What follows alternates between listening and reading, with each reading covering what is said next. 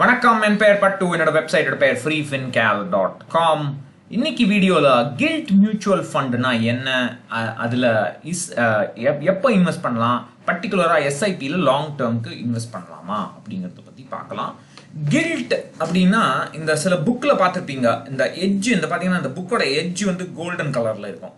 So பழைய காலத்தில் வந்து இந்த யூகே கவர்மெண்ட் கொடுத்த பாண்ட் வந்து இந்த மாதிரி கில்டட் பேப்பரில் கொடுத்துருப்பாங்க. அதாவது கவர்மெண்ட் பத்திரம் வந்து கில்டட் பேப்பரில் இருக்கும்.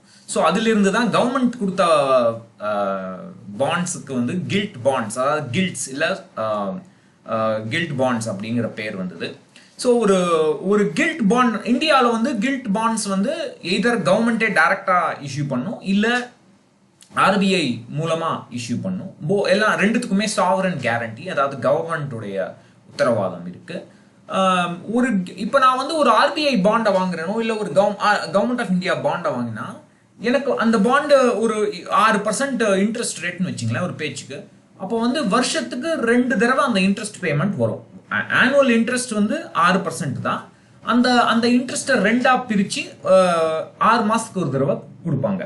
ஸோ அந்த பாண்டு 20 வருஷத்துக்கு பாண்டுன்னா அந்த 20 வருஷத்துக்கும் எனக்கு 6 மாதத்துக்கு ஒரு தடவை இன்ட்ரெஸ்ட் வந்துகிட்டே இருக்கும். 6 மாதம் 20 வருஷம் கழிச்சு நான் போட்ட பணத்தை கவர்மெண்ட் ஆஃப் இந்தியா திருப்பி என்னோட பேங்க் அக்கௌண்ட்ல போட்டுருவாங்க. இதுதான் பாண்டுடைய ஆப்ரேஷன். இது ஃபிக்ஸட் டெபாசிட் மாதிரியே தான். இன்ஃபேக்ட் ஃபிக்ஸட் டெபாசிட்டோட சேஃபர். இன்ஃபேக்ட் ஏன்னா கவர்மெண்ட் ஆஃப் இந்தியா கிட்டேருந்து சாவரன் கேரண்டியோட வருது. ஆனால் இப்போ இந்த 20 வருஷம் பாண்டை நான் 5 வருஷம் கழிச்சு விற்க பார்த்தேன்னு வச்சுங்களேன், எனக்கு பணம் வேணும்னு விற்க பார்த்தேன்னா மார்க்கெட்டில் தான் போய் விற்கணும்.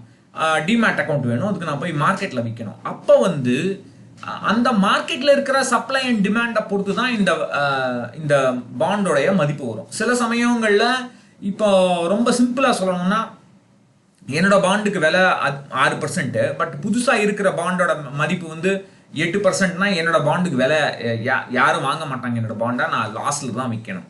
சப்போஸ் என்னோட பாண்டு உடைய கூப்பான் ரேட், அதாவது இன்ட்ரெஸ்ட் வந்து 8%, புதுசாக இருக்கிற பாண்டோடைய இன்ட்ரெஸ்ட் ரேட் வந்து 6%னா என்னுடைய பாண்டு ரொம்ப வேல்யூபிள், அதாவது நான் அதை வந்து ப்ராஃபிட்டுக்கு நல்ல ப்ராஃபிட்டுக்கு விற்கலாம். ஸோ ஆனால் இது எவ்வளவு பேர் வாங்குறாங்க, எவ்வளவு பேர் விற்கிறாங்க, எவ்வளவு இன்ட்ரெஸ்ட் இருக்கு, இதெல்லாத்தையும் பொறுத்து தான் ஒரு பாண்டோடைய நான் விற்கும்போது நடுவில் விற்கும்போது லாஸ்ல விற்கிறேன்னா கெயின்ல விற்கிறேனாங்கிறது தெரிய வரும். அந்த பாண்ட் வந்து 1 வருஷம் பாண்டுனா நடுவில் நான் விற்கும்போது ரொம்ப ஃப்ளக்சுவேஷன்ஸ் வராது. ஏன்னா ரொம்ப டிமாண்ட் சப்ளை ரொம்ப ஃப்ளக்சுவேஷன்ஸ் இருக்காது. ப்ரைஸ் வந்து ரொம்ப டிவியேட் ஆகாது. ஆனால் 20 வருஷம் பாண்ட், 30 வருஷம் பாண்ட், 40 வருஷம் பாண்ட் எல்லாம் இருக்கு. அந்த பாண்டுக்கெல்லாம் day to day market price பார்த்தீங்கன்னா கண்ணா பின்னான்னு ஃப்ளக்சுவேட் ஆகும். ஏன்னா திடீர்னு ஒரு நாள் லாங் டேர்ம் பாண்டில் இன்ட்ரெஸ்ட் இருக்கிற மார்க்கெட்டுக்கு ஒரு நாள் இன்ட்ரெஸ்ட் இல்லாமல் போயிடும். ஸோ இந்த மாதிரி நிறைய ஃப்ளக்சுவேஷன்ஸ் இருக்கும். So longer the bond, more the fluctuations in the price. இதுதான் தம்பு. இப்போ என்னன்னா ஒரு கில்ட் மியூச்சுவல் ஃபண்டுங்கிறது வந்து மீடியம் டேர்ம், அதாவது ஒரு 5 வருஷத்துக்கு மேலே, 5லேருந்து 10 வருஷத்துக்குள்ள அண்ட் 10 வருஷத்துக்கு மேலே இருக்கிற கில்ட் பாண்ட்ஸில் இன்வெஸ்ட் பண்ணுவாங்க. கில்ட் மியூச்சுவல் ஃபண்ட்ஸ் அப்படிங்கிறது 2 வகையான கில்ட் மியூச்சுவல் ஃபண்ட்ஸ் இருக்கு. சாதாரண கில்ட் மியூச்சுவல் ஃபண்ட்ஸ் நான் இப்போ சொன்னது. 10 year constant maturity gilt mutual ஃபண்ட்ஸ்னு ஒன்று இருக்கு. அதுக்கப்புறம் வருவோம். அந்த 10 வருஷம் கான்ஸ்டன்ட் மெச்சூரிட்டினா அது ஒரே டைப் ஆஃப் பாண்ட்ஸ்ல தான் இன்வெஸ்ட் பண்ணும். அது இண்டெக்ஸ் பாண்ட் ஃபண்ட் மாதிரி. அது இப்போ பார்க்க வேண்டாம், அதை பற்றி அது அப்புறம் பார்த்துக்கலாம், இன்னொரு வீடியோவில் பண்ணலாம். ஸோ இப்போ என்னன்னா இந்த மாதிரி ஒரு 5 வருஷத்துக்கு மேலே இருக்கிற மெச்சூரிட்டி இருக்கிற கில்ட் ஃபண்ட்ஸில் வாங்குற மியூச்சுவல் ஃபண்ட் வந்து என்ஏவி வந்து கண்ணா பின்னான்னு ஃப்ளக்சுவேட் ஆகும். ஸோ இப்போ நான் வந்து அது வந்து ஓப்பன் எண்டட் ஃபண்ட். அது யார் வேணா எப்போ வேணா வாங்கலாம், யார் வேணா எப்போ வேணா ரிடீம் பண்ணலாம். அப்போ வந்து டெய்லி என்ஏவி ஃப்ளக்சுவேட் ஆகும்போது நம்ம விற்கும்போது சில சமயம் கெயின் வரும், சில சமயம் லாஸ் வரும். நம்ம விற்கிறோமோ இல்லையோ நேவ் டெய்லி பார்த்தீங்கன்னா கண்ணா பின்னான்னு ஃப்ளக்சுவேட் ஆகும். பல வருஷங்களுக்கு நேவ் மேலே ஏறாமையே இருந்திருக்கு, பல வருஷங்களுக்கு ரிட்டர்ன் கம்மியாக வந்திருக்கு. இந்த மாதிரி எல்லா விதமான பாசிபிலிட்டிஸும் கில்ட் மியூச்சுவல் ஃபண்ட்ல உண்டு. ஆனால் ஸோ டெஃபினட்டா கில்ட் மியூச்சுவல் ஃபண்டா 1 வருஷத்துக்கோ 2 வருஷத்துக்கோ 5 வருஷத்துக்கு கூட இன்வெஸ்ட் பண்ணுறதுல பயங்கர ரிஸ்க். ஆனால் லாங் டேர்ம் 10 வருஷ கோலுக்கு 15 வருஷ கோலுக்கு இன்வெஸ்ட் பண்ணலாமா அப்படிங்கிற கேள்விக்கு தான் இன்னைக்கு போஸ்ட்ல பதில் நான் சொல்லியிருக்கேன். இன்ஃபேக்ட் இதுக்கு தியரட்டிக்கலாக பார்க்கறதுக்கு முன்னாடி என்னுடைய என்பிஎஸ் போர்ட்ஃபோலியோவே ஒரு நல்ல உதாரணம். என்னுடைய என்பிஎஸ்ல வந்து முக்காவாசி கில்ட் மியூச்சுவல் ஃபண்ட்ஸ் தான். 10 வருஷத்துல வந்து என்னோட ஆனுவலைஸ்ட் ரிட்டர்ன் வந்து 9.62% இப்போதைக்கு, அதாவது ஜூன் 5th. என்னுடைய என்பிஎஸ் வந்து பாத்தீங்கன்னா ஒரு ஸ்டெப் அப் என்பிஎஸ், அதாவது எனக்கு வருஷா வருஷம் 3% இன்க்ரிமெண்ட் வரும், வருஷா வருஷம் டிஏ வரும், ப்ரொமோஷன் வரும், பே கமிஷன் வரும். இதெல்லாம் வரும்பொழுது என்னுடைய என்பிஎஸ் கான்ட்ரிபியூஷன் ஏறிக்கிட்டே போகும் வருஷா வருஷம். ஸோ அதனால வந்து இது எனக்கு ஒரு நல்ல டீல். ஸோ டெஃபினட்டா லாங் டேர்ம் கோல்ஸுக்கு கில்ட் மியூச்சுவல் ஃபண்ட்ஸ்ல டெஃபினட்டா இன்வெஸ்ட் பண்ணலாம். ஆனால் உங்களுக்கு அந்த ரிஸ்கை வந்து தாங்குற சக்தி வேணும். கரெக்டாக ரீபேலன்ஸ் பண்ண வேண்டும். ரீபேலன்ஸ்னா என்னன்னு இன்னொரு வீடியோவில் போட்டிருக்கேன், தமிழ் வீடியோவில் போட்டிருக்கேன், இங்கிலீஷ் வீடியோவும் போட்டிருக்கேன். அது நீங்கள் ரீபேலன்ஸ்னா என்னன்னு அதை பார்த்து புரிஞ்சுக்கணும். இப்போ நான் வந்து ஐசெக் பாண்ட் அப்படிங்கிற ஒரு கில்ட் இண்டெக்ஸ் உடைய எஸ்ஐபி அனாலிசிஸ் இப்போ நான் போட்டிருக்கேன். அது வந்து இப்போ நீங்கள் பார்க்குற சார்ட்ல வந்து ஒரு புள்ளியும் 5 இயர் எஸ்ஐபி உடைய ரிட்டர்ன். இதில் மினிமம் வந்து 3% வந்திருக்கு 5 வருஷம் எஸ்ஐபியில், மேக்ஸிமம் வந்து 19% வந்திருக்கு. 19%லாம் சத்தியமா இப்போதைக்கு கிடைக்காது நமக்கு. ஏன்னா அதெல்லாம் வந்து அப்பதான் இந்தியா வந்து அதோடைய கடன் தொல்லையிலேருந்து 90sல விடுபட்டு ஏர்லி 2000sல வந்த இந்த இடத்துல வந்த ரிட்டர்ன்ஸ், அதெல்லாம் இப்போ வராது.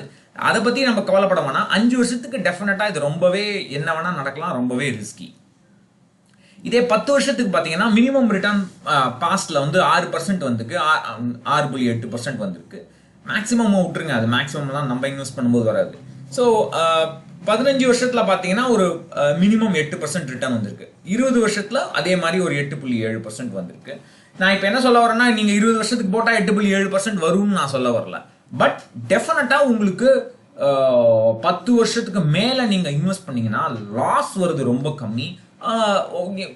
அட்லீஸ்ட் ஒரு 3, அதாவது ரொம்ப எஃப்டியோட ரொம்ப கம்மியா ரிட்டர்ன் வரதுக்கும் சான்சஸ் கம்மி தான் அப்படிங்கிறது தான் என்னுடைய கணிப்பு. அதாவது 10 வருஷத்துக்கு மேல இன்வெஸ்ட் பண்ணீங்கன்னா எஃப்டி அளவுக்காவது ரிட்டர்ன் உங்களுக்கு வரும். என்ன அட்வான்டேஜ்னா, எஃப்டில நீங்க as per slab tax pay பண்ணணும். இது டெட் மியூச்சுவல் ஃபண்ட்னால அது நான் தனி வீடியோல போடுறேன். உங்களுடைய பர்ச்சேஸ் ப்ரைஸை காஸ்ட் இன்ஃப்ளேஷன் இண்டெக்ஸ் வச்சு இன்ஃப்ளேட் பண்ணுவாங்க. அதாவது இன்ஃப்ளேஷனை கன்சிடர் பண்ணிட்டு அதுக்கப்புறம் மீதி கெயின்ஸை வந்து 20% டாக்ஸ் பே பண்ணால் போதும். அது ஆக்சுவலாக பார்த்தீங்கன்னா எஃபெக்டிவ் டாக்ஸ் ரேட் வந்து ஒரு 17% 18% கிட்ட தான் வரும். டெஃபினட்டாக 20% ஸ்லாபில் இருக்கிறவங்க, 30% ஸ்லாபில் இருக்கிறவங்களுக்கு டெட் மியூச்சுவல் ஃபண்ட்ஸ் டெஃபினட்டாக பெனிஃபிஷியல். அஃப்கோர்ஸ் நீங்கள் இந்த மாதிரி மியூச்சுவல் ஃபண்ட்ஸில் போட்டோம். இந்த டாக்ஸ் கால்குலேஷன் நான் அப்புறம் இன்னொரு வீடியோவில் ஒரு எக்ஸாம்பிளோட அழகாக அதை எக்ஸ்பிளைன் பண்ணலாம். அது இப்போதைக்கு வேண்டாம். ஸோ டெஃபினட்டாக உங்களால் இந்த ரிஸ்க் கில்ட் மியூச்சுவல் ஃபண்ட்னா என்னன்னு புரிஞ்சுட்டு இந்த ரிஸ்க்கை உங்களால் தாங்க முடியும்னா டெஃபினட்டாக லாங் டேர்ம் கோல்ஸ் 10 வருஷத்துக்கு மேலே இருக்கிற கோல்ஸ்க்கு எஸ்ஐபியில் இன்வெஸ்ட் பண்ணுறதுல எந்த விதமான ப்ராப்ளம்ஸும் இல்லை. ஒன்று நீங்கள் வந்து அந்த போர்ட்ஃபோலியோ என்ன அசெட் அலோகேஷன் என்ன அசெட் அலோகேஷன் மெயின்டைன் பண்ண போறீங்கிற பிளான்ல தெளிவாக இருக்கணும். அதை கரெக்டாக ரீபேலன்ஸ் பண்ணணும். சிஸ்டமேட்டிக் ரீபேலன்சிங், அதாவது வருஷத்துக்கு ஒரு தடவை ரீபேலன்சிங் பற்றி நான் பேசிட்டு இருக்கேன். டாக்டிக்கலாக ரீபேலன்ஸ் பண்ண முடியுமா? கில்ட் மியூச்சுவல் ஃபண்ட் நிறைய ரிட்டர்ன் வந்தவொடனே ப்ராஃபிட் புக் பண்ணலாமா அப்படின்னு ஒரு கேள்விக்கு தனியாக பதில் சொல்லுவோம். பட் டெஃபினட்டா ஒரு ரீட்டைல் இன்வெஸ்டர், எந்த விதமான மார்க்கெட் டைமிங்கும் தேவை பார்க்காத ஒரு ரீட்டைல் இன்வெஸ்டர் லாங் டேர்ம்ல இன்வெஸ்ட் பண்ணலாம். பட் ஒரு பேசிக்ஸ் ஆஃப் போர்ட்ஃபோலியோ மேனேஜ்மெண்ட் தெரிஞ்சுட்டு கில்ட் மியூச்சுவல் ஃபண்ட்ஸ் ரிஸ்க் தெரிஞ்சுட்டு இன்வெஸ்ட் பண்ணலாம் அப்படிங்கிறது தான் இந்த வீடியோட மெசேஜ். 26 வருஷத்துக்கு முன்னாடி நீங்க நான் இப்போ ஸ்டடி பண்ண கில்ட் மியூச்சுவல் ஃபண்ட்ல இன்வெஸ்ட் பண்ணியிருந்தீங்கன்னா, ஆகஸ்ட் 1994ல ஒரு எஸ்ஐபி ஆரம்பிச்சிருந்தீங்கன்னா அதோடைய ரிட்டர்ன் 9.98% இருந்திருக்கும் ஜூன் 2020ல. Phenomenal return. அது டாக்ஸுக்கெல்லாம் முன்னாடி, but still it's a phenomenal return. நன்றி, வணக்கம்.